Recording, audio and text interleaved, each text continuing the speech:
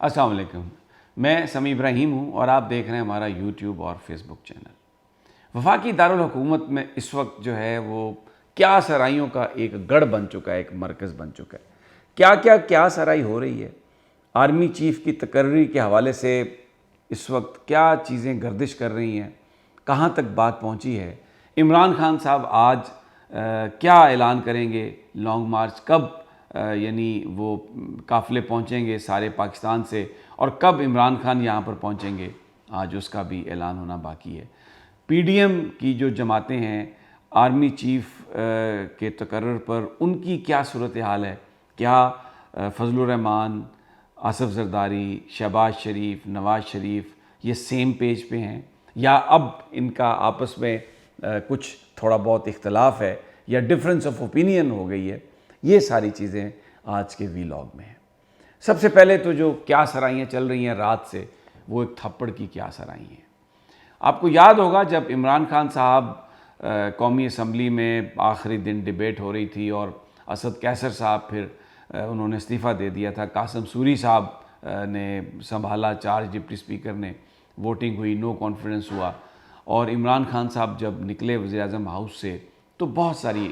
ایسی خبریں دی گئیں، لیک کی گئیں جس کا مقصد عمران خان صاحب کی تضحیک کرنا تھا اور یہ بتانا تھا کہ جی مارا گیا ان کو، اور پتہ نہیں کہا گیا ایک ہیلی کاپٹر اترا، اس میں سے جنرلز اترے اور انہوں نے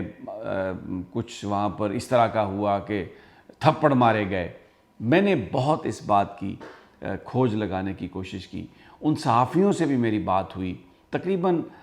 اکثر لوگوں سے جو میری بات ہوئی میں نے ان سے یہی پوچھا کہ بتائیے کہ اس رات کوئی ایسا واقعہ ہوا، کسی نے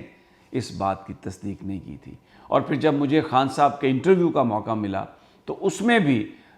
جب یہ سوال ہوا تو وہ صرف آگے سے مسکرا دیے، گویا ایسا کوئی واقعہ نہ ہوا تھا اور نہ ہی کوئی قریب صورتحال تھی۔ اب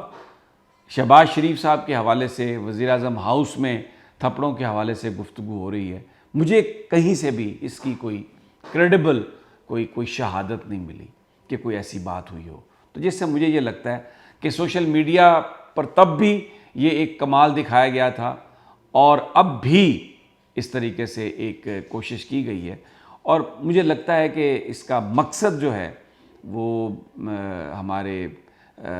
جو لوگ یہ کرتے ہیں، اس کا مقصد صرف تضحیک، بدنامی اور ملبہ کسی پر پھینکنا، کسی کو برا بنا کے پیش کرنا، اس سے زیادہ نہیں ہے۔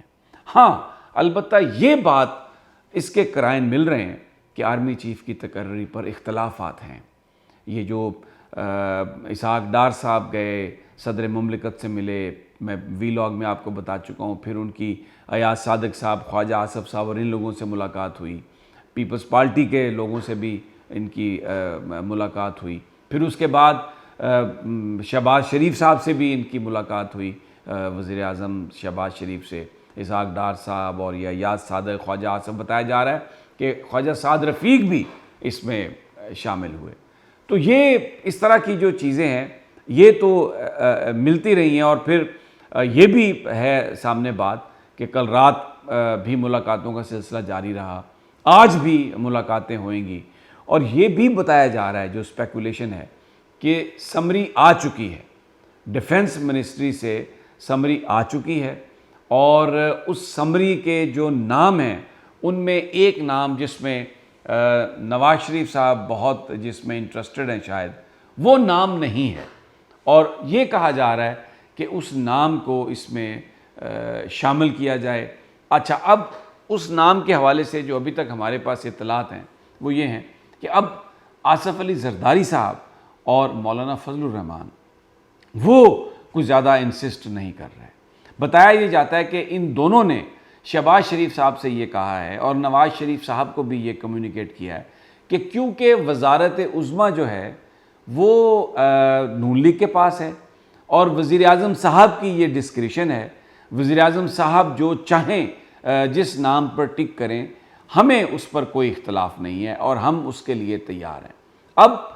نواز شریف صاحب بتایا جا رہا ہے کہ ڈٹے ہوئے ہیں ایک نام پر کہ اس نام کو ضرور اس میں شامل کرنا چاہیے، لیکن جو مسلم لیگ نون کے جو عمائدین ہیں ان کا یہ کہنا ہے کہ کیونکہ اب زرداری صاحب اور فضل الرحمان صاحب ذرا پیچھے ہٹ گئے ہیں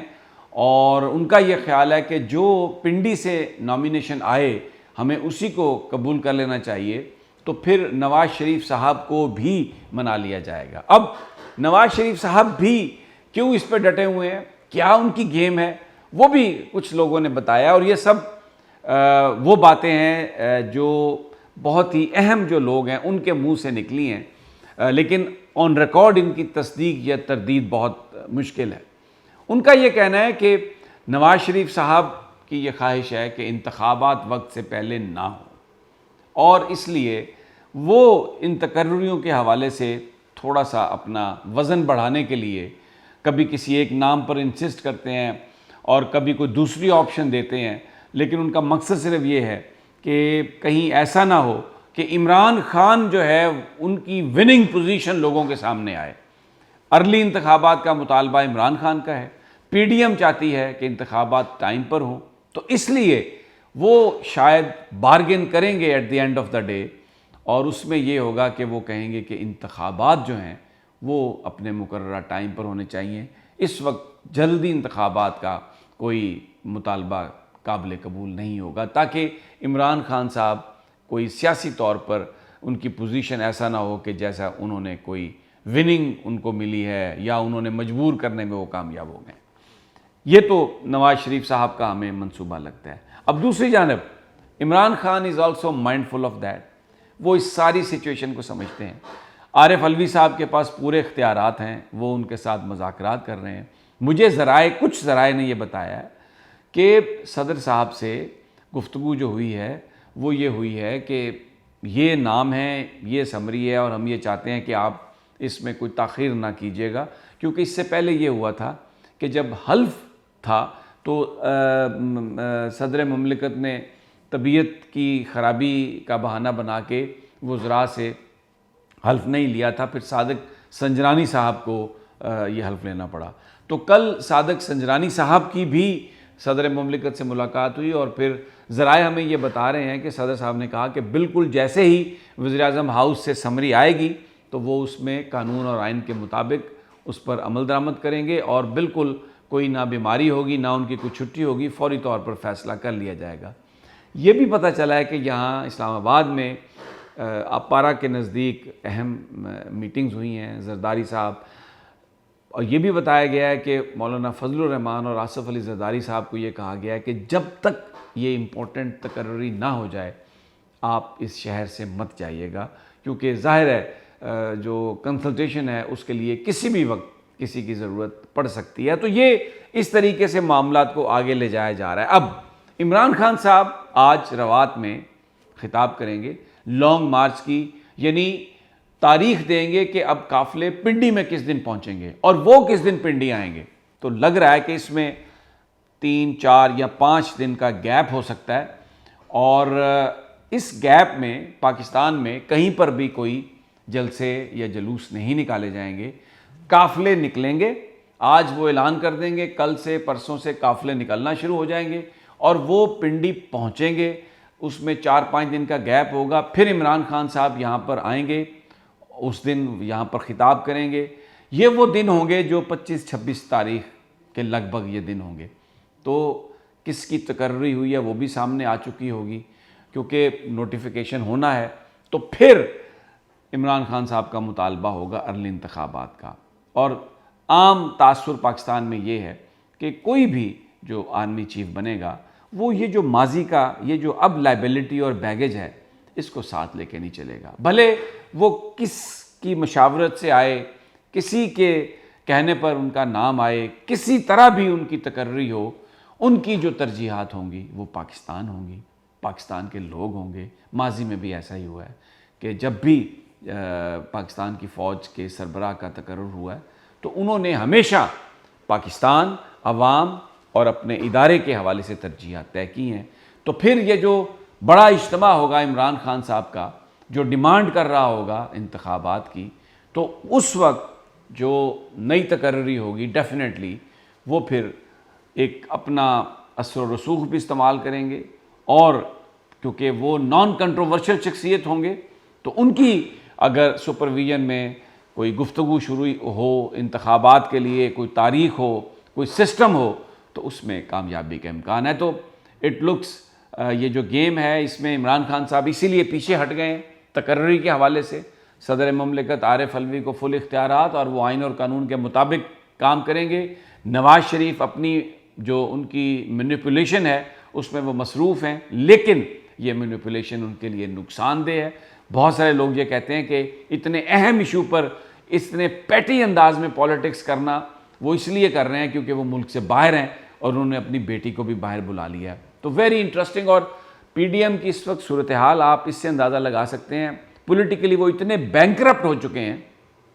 کوئی ایشو نہیں ہے ان کے پاس عمران خان پر تنقید کا۔ جو بڑا سب سے انہوں نے ایک ایشو گھڑا ہے، ایک جھوٹ کی بنیاد پر جو بیانیہ بنانے کی کوشش کی ہے، وہ ایک گھڑی کا بیانیہ ہے۔ آپ پاکستان کے مسائل دیکھیں، پاکستان کے لوگوں کے مسائل دیکھیں، اور جس ایشو پر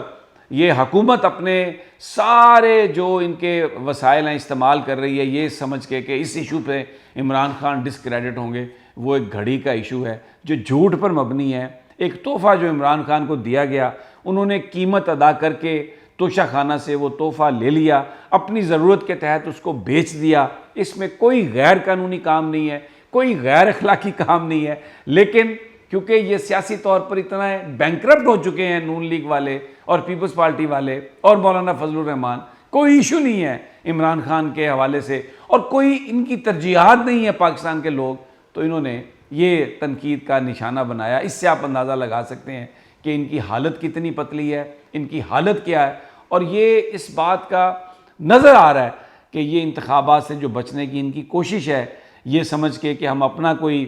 تقرری کا اختیار ہمارے پاس ہے تو ہم اس کو لگا کے کسی کو اس کو آگے انفلوئنس کروا لیں گے، ایسا ہونے والا نہیں ہے۔ جو بھی چیف آئے گا، جو بھی نئی تقرری ہوگی، وہ ماضی کا بیگیج اپنے ساتھ نہیں لے کے جائیں گے۔ اور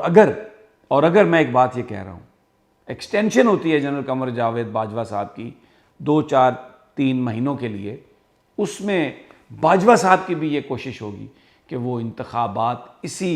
ٹینیور میں انہی 2-3-4 ماہ میں کروا دیں، کیونکہ وہ کوئی ایسی لیگیسی نہیں چھوڑ کے جانا چاہیں گے جس سے ہمیشہ ان کو یاد رکھا جائے اس حوالے سے کہ کوئی ایسی سچویشن انہوں نے کریٹ کی یا اس میں معاون و مددگار ثابت ہوئے یا اس کو روکنے کی کوشش نہیں کی جس سے پاکستان کو نقصان ہوا اور پاکستان کے لوگ اسٹیبلشمنٹ کے بالکل سامنے آ کر کھڑے ہو گئے۔ سو ویری انٹرسٹنگ، ہم آپ کے ساتھ انشاءاللہ گفتگو جاری رکھیں گے۔ مجھے اپنے اگلے وی لاگ تک اجازت دیجیے، جلد ملاقات ہوگی، اللہ نگہبان۔